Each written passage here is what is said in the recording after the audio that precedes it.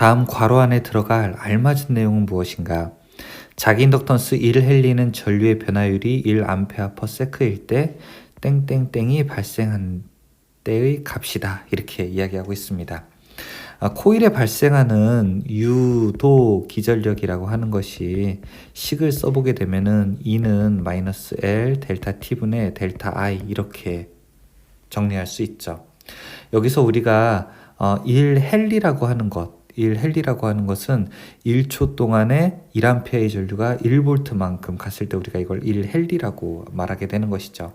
답은 3번이 되는 것입니다. Q쿨롱의 전기량이 도체를 이동하면서 한 일을 W줄이라고 했을 때 전이차를 나타내는 관계식으로 옳은 것은 무엇인가 물어보고 있습니다. 한 일 W는 우리가 VQ라고 놓을 수 있고 그 다음에 V라고 하는 것은 Q분의 W가 되겠네요. 답은 2번이 되죠. 단면적 A제곱미터, 자로의 길이 L미터, 투자율 μ, 권수 N회인 환상철심의 자체 인덕턴스는 어떻게 되는가 물어보고 있습니다.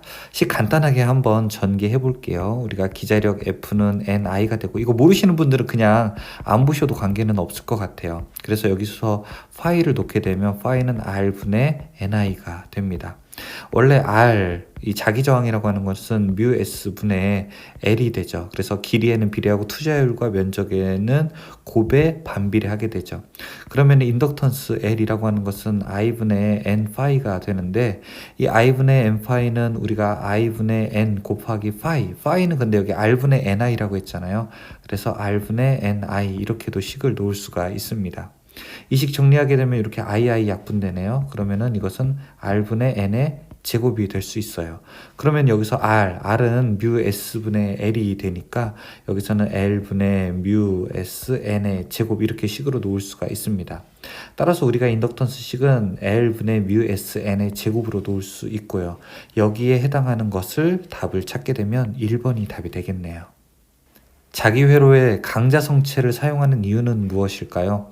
우리가 어떤 이렇게 철심 같은 것에다가 코일을 감았을 때 여기에 사용하는 철심이 자기장이 굉장히 센 강자 성체를 사용하게 되는데, 그 이유는 무엇일까요? 바로 코일에서 만드는 자속을 잘 전달하기 위해서 그런 거죠. 자기 저항을 감소시키기 위해서 그런 것입니다. 4ohm의 저항이 200V의 전압을 인가할 때 소비되는 전력은 어떻게 되는가 물어보고 있어요. 전력식 P로 가보죠. 이게 저항이 R이고요. 전압이 V잖아요. R분의 V 제곱이 되고 R 값이 4고 그 다음에 V가 200의 제곱이 되니까 이 값은 10,000, 즉 10kW가 될 수 있겠네요. 답은 4번이 됩니다. 6ohm의 저항과 8ohm의 용량성 리액턴스의 병렬 회로가 있다. 이 병렬 회로의 임피던스는 몇 ohm인가 이렇게 이야기하고 있습니다. 6ohm이랑 8ohm이 병렬로 되어 있기 때문에 전체 임피던스 구할 수 있는데, 임피던스가 조금 식이 헷갈리게 됩니다. RL일 때는요. 이 RC 병렬 회로일 때는 일단 저항 분의 1, 6분의 1의 제곱 플러스 그 다음에 그 XC의 분의 1, 용량 리액턴스 8분의 1의 제곱 분의 1, 그러니까 분의 1분의 분의 1분의 분의 1 이렇게 해야 되거든요. 직렬일 때는 그냥 루트 하고서 제곱 한 다음에 더하면 끝났죠. 이렇게 계산하게 되면 4.8ohm이 나오게 될 거예요. 답은 4번에 해당합니다. 평형 3,3 교류 회로에서 델타 부하의 한 쌍의 임피던스가 임피던스 델타일 때 등가 변환한 Y 부하의 한 쌍의 임피던스는 얼마가 되는가 물어보고 있습니다. 우리가 Y에서 델타로 갈 때 임피던스를 3배 하거든요. 그러니까 임피던스 Y라고 하는 것은 임피던스 델타에다가 3배를 한 것과 같게 임피던스 델타에 3분의 1배를 한 것과 같게 되는 것이죠. 그래서 Y에서 그래야지 델타로 갈 때 3배를 하는 것이 되니까요. 그러면은 이것으로 우리가 답을 고르게 된다면 여기 4번처럼 모을 수 있겠네요. 다음 중 전동기의 원리에 적용되는 법칙은 무엇입니까? 우리가 본과에서 우, 발, 그 다음에 좌, 전 이렇게 이야기했었죠. 오른손은 발전기, 왼손은 전동기입니다. 지금 전동기 물어보고 있으니까 플레밍의 왼손을 설명할 수 있겠네요. 답은 3번이 됩니다. 이 일렉트론 볼트는 몇 줄인가 물어보고 있습니다. 1 일렉트론 볼트라고 하는 것, 이거는 1.602 곱하기 10의 마이너스 19승 주를 설명하게 됩니다. 따라서 답은 여기 4번이 되겠네요. 평행한 왕복도체에 흐르는 전류에 의한 작용은 무엇인가? 이렇게 평행한 왕복도체가 있다고 하면은 서로 어떻게 됩니까? 서로 반대 방향이기 때문에 밀어내는 힘이 발생하게 되죠. 이 힘을 우리는 반발력이라고 부르게 되죠. 답은 반발력 2번이 됩니다. 저항 55민 전구에 E는 100 루트 2 사인 오메가 t의 전압을 가할 때 순시 전류의 값은 얼마큼이 되는가 물어보고 있습니다. 이 순시 전류라고 하는 것을 계산하려면은 I는 R분의 V일 때 V를 여기 전체 다 순시 값을 넣어야 되겠네요. I는 R분의 V가 되는데 이 R 값이 50이 되고요. 그 다음에 전압은 100 루트 2, 그 다음에 사인 오메가 t 이렇게 될 수가 있습니다. 그러면 50이랑 100이랑 약분되게 되면은 2 루트 2, 그 다음에 사인 오메가 t 될 수 있겠네요. 답은 그러면은 2번으로 볼 수 있습니다. 진공 중에서 같은 크기의 두 자극을 1m 거리에 놓았을 때 그 작용하는 힘이 6.33 곱하기 10의 4승 뉴턴이 되는 자극의 세기의 단위는 얼만큼이 되는가 물어보고 있습니다. 이거 예전에도 우리가 같이 풀어본 경우가 있는데요. 이거 여러분 계산 안 해도 돼요. 원래 계산하려고 하면은 쿨롱의 법칙 쭉 가야 되는데 지금 문제에서 이미 답을 알려주고 있어요. 자극 세기의 단위라고 했잖아요. 지금 자극은 뭐예요? 그러면 1웨버, 1번이 답이죠. 이거는 전류, 이거는 전력, 이거는 전기량의 단위이기 때문에 그렇습니다. 사인파 교류전압을 표시한 것으로 잘못된 것은 무엇인가? 단 세타는 회전각이라고 하고 오메가는 각속도라고 합니다. 자, 원래 순시값은 이렇게 표시를 하게 되죠. Vm 그 다음에 사인 오메가 t. 자, 근데 이 오메가 t라고 하는 것이 무엇입니까? 이게 회전각 세타를 설명하고 있는 거예요. 여기서 오메가라고 하는 것은 또 2파이 f 주파수에 대한 정보가 들어있는 거죠. 그래서 이 파이 f가 곧 이게 세타가 되는 겁니다. 여기다가 t를 곱하게 되면 이게 세타가 되는 겁니다. 그래서 1번을 보게 되면은 사인 세타 들어가니까 이거는 맞는 설명이고요. 2번도 오메가 t가 들어가 있으니까 맞는 거죠. 이 4번도 여기 2파이를 t로 나눈 것에 t, 그러니까 여기가 이것은 2파이 곱하기 t분의 1이잖아요. 그럼 이건 2파이 곱하기 f니까 이거는 2파이 f라 똑같은 거예요. 그래서 4번도 맞아요. 3번에는 2파이 t가 들어가면 안 돼요. 여기 f 주파수에 대한 정보가 빠져 있어요. 따라서 답은 3번이 잘못된 표시가 됩니다. 평등 자개 b 웨버 퍼 제곱미터 속을 v 미터 퍼 세컨드의 속도를 가진 전자가 움직일 때 받는 힘은 어떻게 되는가 물어보고 있습니다. 힘 F는요 자속 밀도에 비례하고요. 그 다음에 일렉트론에 비례하게 되고 그 다음에 속도 V에 비례하게 됩니다. 그래서 F는 BEV 이렇게 설명할 수 있어요. 답은 3번이 됩니다. R은 8옴, L은 19.1 밀리헬리의 직렬 회로에 5A가 흐르고 있을 때 인덕턴스 L에 걸리는 단자 전압의 크기는 약 몇 볼트인가 물어보고 있습니다. 단 주파수는 60Hz라고 이야기하고 있죠.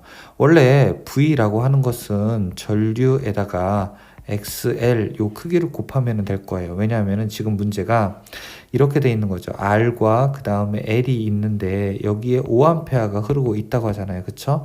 그 다음에 그럼 인덕터 여기에 양쪽에 걸리는 전압을 물어보고 있으니까 여기 전압 V라고 하는 것은 흐르는 전류에다가 여기 XL 값을 곱하게 되면 됩니다. 그러면은 여기에서 I는 일단 5라는 걸 알았는데 XL이라고 하는 거는 얼마가 될까요? XL은 2파이 FL이죠. 따라서 XL은 2파이 FL이니까 2 곱하기 3.14 곱하기 주파수 60 곱하기 L값 19.1 곱하기 10의 마이너스 3승. 오휴 길어요. 이렇게 하면 7.2 정도 나오게 됩니다. 그러면은 VL이라고 하는 것은 I 곱하기 XL이 되어서 5 곱하기 7.2 정도 하게 되면은 36V 정도가 나오게 돼요. 답은 4번이 됩니다. 무효전력에 대한 설명으로 틀린 것은 무엇인가 물어보고 있습니다. 우리가 유효전력과 무효전력이 있죠. 유효전력은 V, I, 그 다음에 코사인 세타, 무효전력은 V, I, 그 다음에 사인 세타 이렇게 계산을 하죠. 1번에 VI 코사인 세타로 계산된다. 이거는 무효가 아니라 유효에 대한 설명이죠. 잘못된 설명이 됩니다. 두 금속을 접속하여 여기에 전류를 흘리면 줄열 외에 그 접점에서 열의 발생 또는 흡수가 일어나는 현상을 무엇이라고 하는가 물어보고 있습니다. 전류를 흘리게 되었을 때 열의 변화가 발생하는 것, 우리가 뭐 전자냉장고도 이렇게 사용한다고 했고, 냉장고, 펠티의 냉장고 이렇게 외웠었죠. 이 효과는 바로 펠티의 효과라고 할 수 있습니다. 전지의 전압 강화 원인으로 틀린 것은 무엇인가 물어보고 있습니다.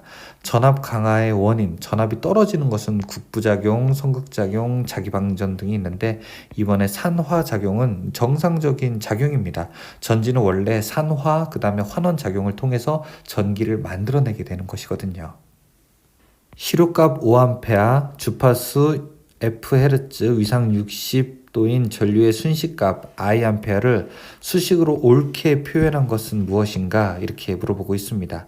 자, 여기서는 보기를 보고서 답을 고르는 게 더 좋을 것 같네요. 일단 사인 앞에 있는 것은 무엇이 돼야 됩니까? 이거는 최대값이 여기에 나와야 되는 겁니다. 따라서 시료값이 5라고 했으니까 최대값은 5 루트 2가 나와야 되겠네요. 이제 1번 아니면 2번 이제 두 개로 범위가 좁혀졌습니다. 다음에 위상이 60도라고 되어 있습니다. 60도라고 하는 것은 우리가 호도법으로 표현하게 되면은 파이가 180도니까 이것을 180을 얼마로 나눠야 돼요? 3으로 나눈 것이 60도와 같게 되는 것이죠. 따라서 3분의 파이 이렇게 설명을 해야 되는 겁니다. 여기 2번이 옳게 된 설명이 되네요. 답은 2번이 맞는 설명이 됩니다. 직류 전동기의 규약 효율을 표시한 식은 무엇인가 물어보겠습니다. 전동기는 전기를 집어 넣는 겁니까? 전기를 빼는 겁니까? 전기를 집어 넣는 거죠. 그럼 뭐가 두 번 나와야 된다고 했어요? 입력이 식에서 두 번 나와야 된다고 했었죠. 입력이 두 번 나와 있는 거. 답은 3번이 되죠. 부하의 변동에 대하여 단자전압의 변화가 가장 작은 직류발전기는 무엇인가 물어보고 있습니다. 전압 변동률이라고 하는 것이 전격 전압분의 무부하 빼기 전격이 되는데요. 이 변동률이 가장 작은 거, 즉 무부하 전압과 그 다음에 전격 전압이 별로 이렇게 크게 변동이 없는 거, 이걸 설명하고 있죠. 3번 평복원이 가장 작은 경우에 속하게 됩니다. 부하의 저항을 어느 정도 감소시켜도 전류는 일정하게 되는 수하 특성을 이용하여 정전류를 만드는 곳이나 아크 용접 등에 사용하는 직류 발전기는 무엇인가? 정전류, 전류가 일정하거나 용접 같은 경우에는 전류가 일정해야 되는 것이죠. 이렇게 수직으로 낙하하는 특성을 수하 특성이라고 불렀어요. 이것은 차동 복권 발전기에서 나타나는 성질이다 할 수 있습니다. 답은 4번이 됩니다. 변압기 U가 구비해야 할 조건 중에서 맞는 것은 무엇인가 물어보고 있습니다. 변압기 안에 들어가는 기름에 대한 거죠. 절연 내력이 작고 산화하지 않을 거. 이 절연 내력이 작으면 안 되죠. 절연 내력은 커야 돼요. 절연 성능이 일단 좋아야 되겠죠. 비열이 작아서 냉각 효과가 크고 비열도 작으면 안 돼요. 비열이 커야지 냉각 효과가 큽니다. 인화 좀 높고 응고 좀 낮을 것 이게 맞고요. 절연 재료나 금속에 접속할 때 화학작용을 일으킬 것 아니 일으키지 않아야 됩니다. 4번이 잘못된 얘기네요. 다음 단상 유도 전동기 중에서 기동 토크가 큰 것부터 옳게 나열한 것은 무엇인가 물어보고 있습니다. 기동 토크가 큰 것부터 나타낸 것, 가장 우리가 알기 쉽게 외우는 식은 바로 이렇게 쓰죠. 반, 그 다음에 콘, 그 다음에 분, 그 다음에 쉐 이렇게 씁니다. 반발 기동, 반발 유도, 콘덴서, 분상, 그 다음에 쉐이딩 이렇게 넘어갈 수가 있게 되는 것이죠. 그래서 이 순서대로 쭉 놓게 되면은 어떤 순서대로 해야 됩니까? 기억, 니은, 디귿, 리을 이렇게 될 수 있겠네요. 답은 1번에 해당하겠네요. 유도전동기의 제동법이 아닌 것은 무엇인가 물어보고 있습니다. 유도전동기의 전기적 제동법으로서 우리가 발전제동, 그 다음에 뭐 역상제동, 그 다음에 회상제동 이런 것들 사용할 수 있겠죠. 그런데 1번 삼상제동 이거는 뭐 관계가 없는 얘기입니다. 변압기, 동기기 등의 층간 단락 등의 내부 고장 보호에 사용되는 개전기는 무엇인가 물어보고 있습니다. 층간 단락이 일어나게 되면은 그 전류의 차이가 발생하게 됩니다. 이 전류의 차이로 인해서 동작하는 개전기를 우리가 차동 개전기라고 하게 되죠. 이 만약에 어떤 비율적 차이에 의한다고 하게 되면 이 앞에 비율이 들어가서 비율 차동 개전기라고 하는 것도 있게 됩니다. 이 보기에서는 차동 개전기가 있기 때문에 1번 차동 개전기가 답이라고 할 수 있습니다. 단상 전파 정류 회로에서 전원이 220V이면 부하에 나타나는 전압의 평균값은 약 얼만큼이 되는가 물어보고 있습니다. 여기 전원 220이라고 하는 게 무슨 값이에요? 이거는 실효 값을 이야기하고 있는 거죠. 이 실효 값이 바로 단상 전파 정류를 지나게 되었을 때 어떻게 될까요? 여기 이제 단상이 있게 되고요. 단상 반파를 지나게 되면은 단상 반파는 곱하기 0.45가 출력이 되고요. 단상 전파를 지나게 되면은 곱하기 0.9가 출력이 됩니다. 지금 여기 단상 전파니까 220 곱하기 0.9만큼이 출력이 돼서 220보다 조금 작은 숫자가 답이 될 수 있겠네요. 답은 2번 198V가 답이 됩니다. PN 접합 정류소자의 설명 중에서 틀린 것은 무엇인가 물어보고 있습니다. 1번에 보면 온도가 높아지면 순방향 및 역방향 전류가 모두 감소하게 된다? 이거는 아닙니다. 온도가 올라가게 되면은 저항은 감소하게 되는 그런 부의 특성을 가지고 있게 되는 것이죠. 그래서 전류는 오히려 증가하게 됩니다. 답은 1번이 잘못된 설명입니다. 회전자 입력 10kW, 슬립이 3%인 삼성 유도전동기의 2차 동소는 어떻게 되는가? 우리가 이 그림을 이렇게 그려보게 되면은 2차 입력이 10이라고 했고요. 그쵸? 슬립이 3%라고 했을 때 여기 PC2가 2차 동손이 됩니다. PC2 2차 동손은 슬립에다가 P2 입력을 곱하게 되는 건데요. 그러면은 PC2는 입력이 P2 곱하기 슬립에서 입력이 10이고요. 슬립이 0.03이 돼요. 그러면 이 값은 얼마가 됩니까? 와트로 하게 되면 300W가 될 수 있겠네요. 답은 1번이 해당합니다. 변압기의 효율이 가장 좋을 때의 조건은 일반적으로 철손과 동손이 같을 때 우리가 최대 효율이 발생한다 이렇게 이야기를 하죠. 최대 효율 조건 이야기할 수 있어요. 철손과 동손이 같을 때입니다. 동기발전기의 전기자 권선을 단절권으로 하게 되면은 어떻게 되는가? 일반적으로 우리가 전절권이라고 하는 것도 있다고요. 전절권이라고 하는 것은 코일 피치라고 하는 것과 극 피치라고 하는 것을 같게 하는 거예요. 그런데 단절권은 그것보다 조금 더 코일 피치를 작게 만드는 겁니다. 왜 이렇게 하게 되냐면은 이렇게 하게 되면 고조파가 제거되고 그 다음에 파형이 개선되는 효과가 있죠. 물론 기전력, 이 발전에서 만드는 유기기전력은 전절권보다는 조금 작아요. 하지만 그런 단점을 극복함에도 불구하고 고조파 제거가 너무 매력적이기 때문에 우리가 단절권을 사용하게 됩니다. 전력계통에 접속되어 있는 변압기나 장거리 송전 시 정전 용량으로 인한 충전 특성 등을 보상하기 위한 기기는 무엇인가? 이것을 우리가 상을 조절하게 되죠. 역률 보상 같은 것을 하기 위한 것으로서 우리가 동기 조상기라고 그 이름을 부르게 됩니다. 전력 변환 기기가 아닌 것은 무엇인가 물어보고 있습니다. 전력을 변환하는 기기가 아닌 것. 변압기, 전력 변환 기기죠. 교류를 교류로, 정류기, 교류를 직류로, 인버터, 직류를 교류로. 3번의 유도 전동기. 이거는 동력 변환 기기죠. 전기 에너지를 동력 에너지로 바꾸는 바로 그런 기기가 되겠죠. 직류 전동기의 속도 제어법이 아닌 것은 무엇인가 물어보고 있습니다. 일반적으로 직류 전동기라고 하고 있어요. 그쵸? 전압, 저항, 그 다음에 계좌 제어법 사용하게 되죠. 속도식이 K, 그 다음에 5의 V-IARA니까 여기 계좌를 제어하는 방법, 여기 전압을 제어하는 방법, 여기 저항을 제어하는 방법이 대표적으로 세 가지라고요. 근데 4번 주파수를 제어하는 것은 직류 전동기가 아니라 이거는 교류 전동기에 해당하는 내용이죠. 유도 전동기에 해당하는 사항입니다. 동기발전기의 병렬운전에서 기전력의 크기가 다를 경우 나타나는 현상은 무엇인가 물어보고 있습니다.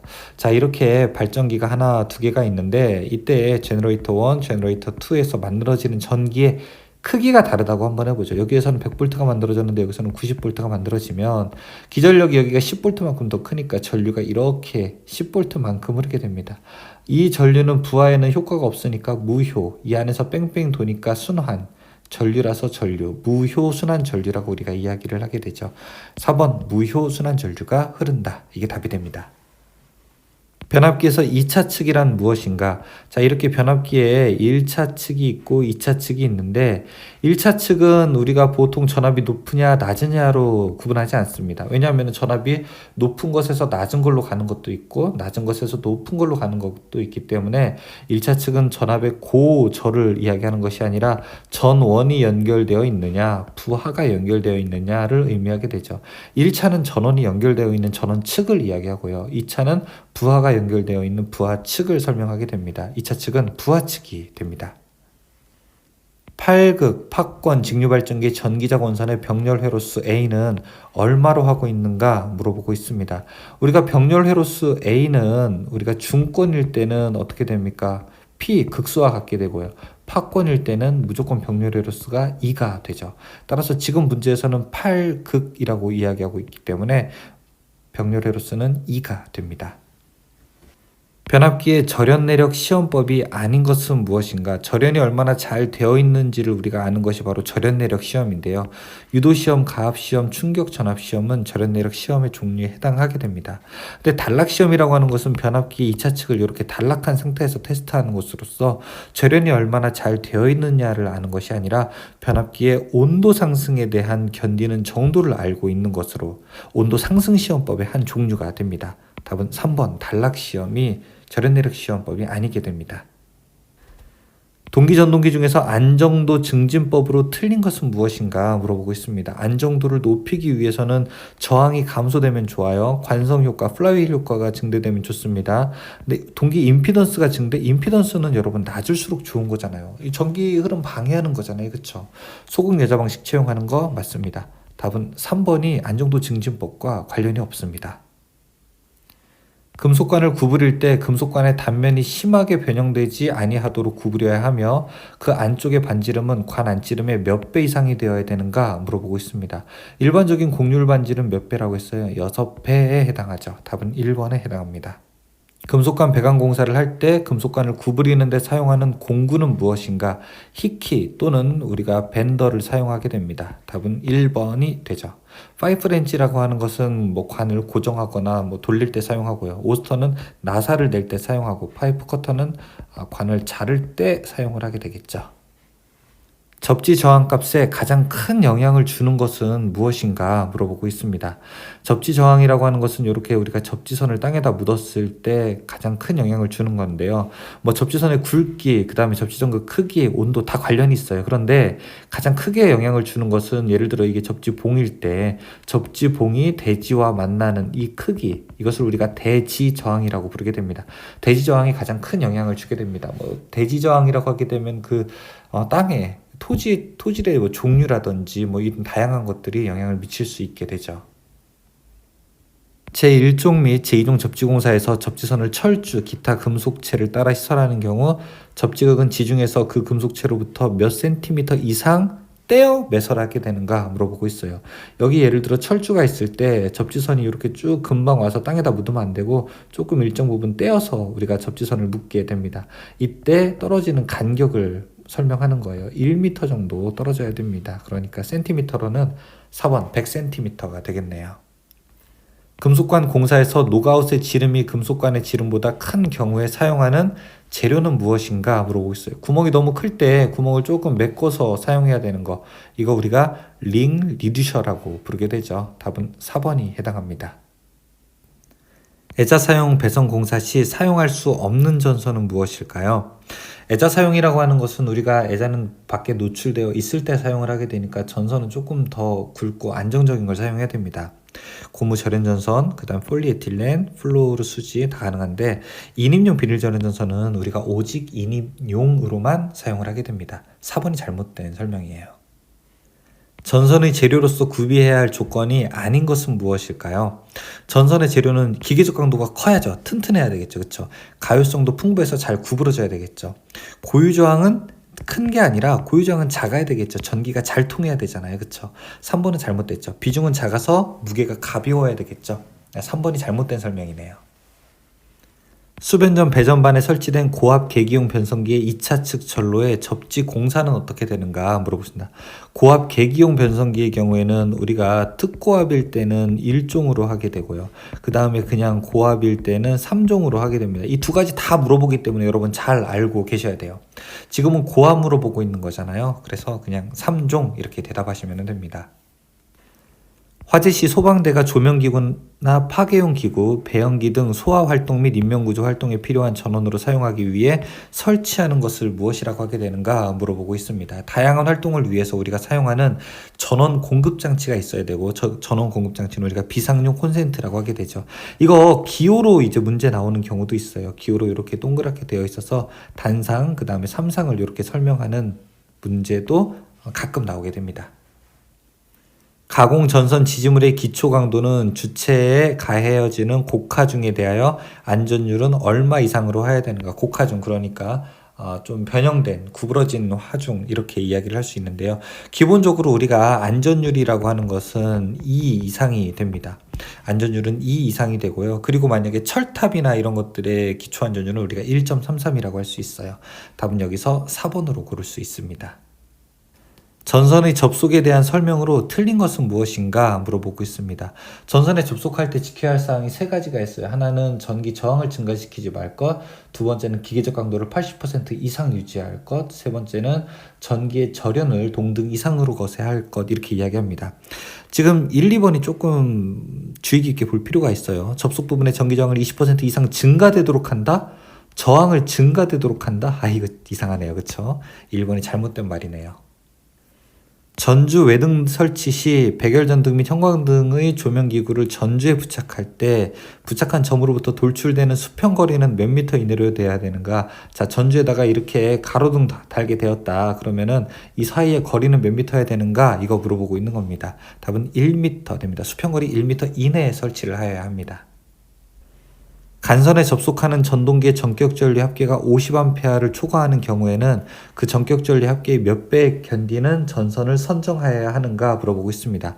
50A 초과하게 되죠. 50A 초과할 때는 1.1배를 견딜 수 있어야 되겠죠.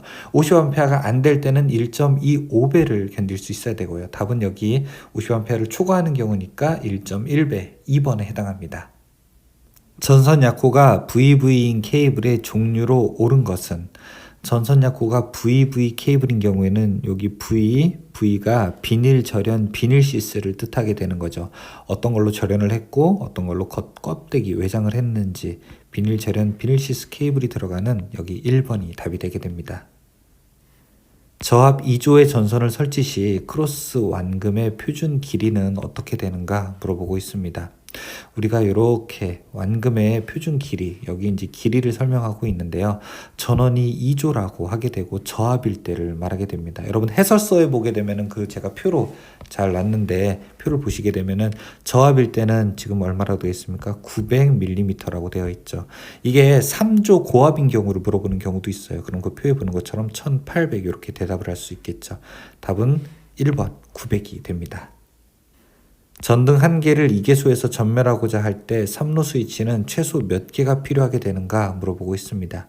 2개소 전멸이라고 하게 되면은 이렇게 우리가 3로 스위치 2개를 이용해서 두 군데서 스위치를 껐다 켰다 할 수 있게 되는 것을 말하게 되죠. 따라서 3로 스위치는 몇 개가 있어야 될까요? 여기 1개, 2개가 필요하게 됩니다. 3로 스위치 2개, 답 3번이 되겠네요. 수변전 설비 구성기기 계기용 변압기 설명으로 맞는 것은 무엇인가 물어보고 있습니다. 계기용 변압기라고 하는 것은 높은 전압을 낮은 전압으로 낮춰서 전압계의 측정을 하기 위해서 우리가 만든 것이 되는 것이죠. 자, 1번 높은 전압을 낮은 전압으로 변성하는 기기. 자, 이것이 맞는 말입니다. 2번 높은 전류를 낮은 전류로 변성하는 기기는 커런트 트랜스포머 CT에 대한 설명이죠. 폭연성 분진이 존재하는 곳에 저압 옥내 배선 공사 시 공사 방법으로 짝지어진 것은 어떤 것인가? 자, 위험한 공사를 우리가 할 때는 3가지 가능하다고 했어요. 금속관, MI 케이블, 개장된 케이블. MI 케이블이라고 하는 건 미네럴 인슐레이션 케이블이죠. 자, 1번 금속관이 무조건 들어가야 됩니다. 답은 1번에 해당합니다.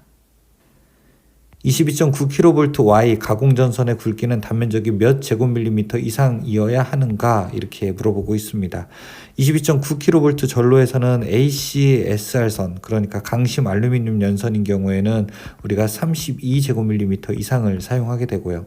그 다음에 경동선일 때는 22제곱밀리미터 이상 사용을 하게 됩니다. 지금 문제에서는 동선을 설명하고 있기 때문에 경동선일 때, 즉 동선일 때는 22제곱밀리미터 이상인 거, 답은 1번에 해당하겠네요. 화약고의 배선공사 시 개폐기 및 과전류 차단기에서 화약고 인입구까지는 어떤 배선공사에 의하여 설해야 되는가 물어보고 있습니다. 일단 케이블 사용하고요. 땅에다가 묻게 되는 공사를 시행할 수 있죠. 케이블을 사용해서 지중선로로 공사를 하게 된다. 답은 4번이 됩니다.